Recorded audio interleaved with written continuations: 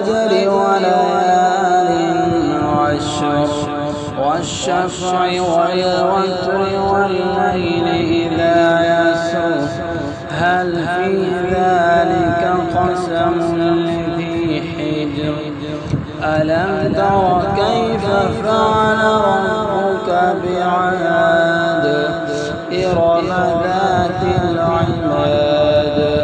التي لم يخلق مثلها في البلاد وثمود الذين جابوا الصخر بالواد وفرعون ذي الأوتاد الذين طغوا في البلاد فأكثروا فيها الفساد فصب عليهم ربك سوط عذاب إن ربك لبالمرصاد فأما الإنسان إذا ما ابتلاه ربه فأكرمه ونعمه فيقول ربي أكرمن وأما إذا ما ابتلاه فقدر عليه رزقه فيقول ربي أهانن كلا بل لا تكرمون اليتيم ولا تحاضون على طعام المسكين تأكلون التراث أكلا لما وتحبون المال حبا جما كلا إذا دكت الأرض دكا دكا وجاء ربك والملك صفا صفا وجيء يومئذ بجهنم يومئذ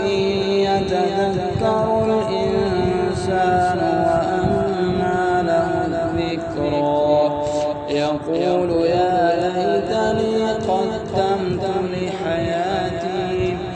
فيومئذ لا يعذب عذابه أحد ولا يوثق وثاقه أحد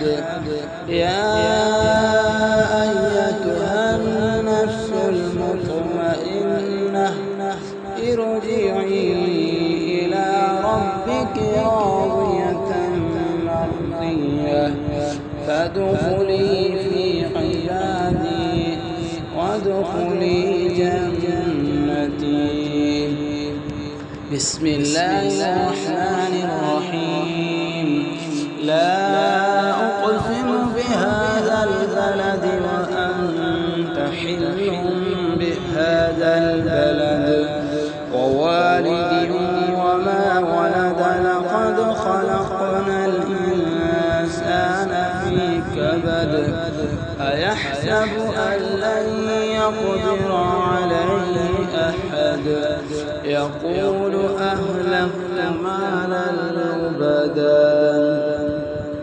أيحسب أن لم يره أحد ألم نجعل له عينين ولسانا وشفتين وهديناه النجدين فلاقتحم العقبة وما أدراك ما العقبة فك رقبة أو إطعام في يوم ذي مسغبة يتيما ذا مقربة أو مسكينا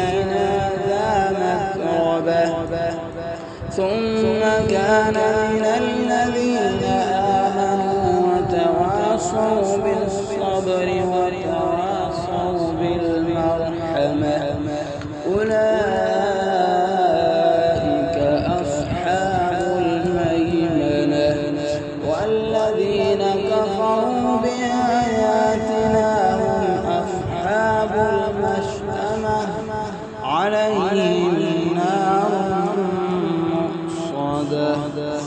صدق الله